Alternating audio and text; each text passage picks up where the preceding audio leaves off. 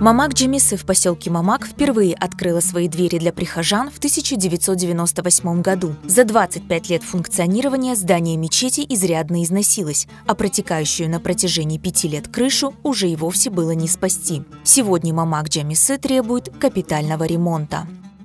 Мы пытались много раз проводить текущие ремонты, применяли там самоклеящие ленты и другие материалы, но это было все временно. В летний период, когда все это крыша нагревалась, отходило это все и начинало течь.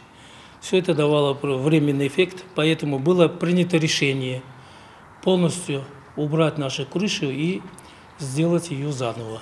В мечети площадью 300 квадратных метров одновременно могли совершать намаз около 200 верующих. Однако с каждым годом прихожан становится все больше. Джами требует расширения. Значит, справа и слева от мечети будут пристроены два больших крыла. Вот.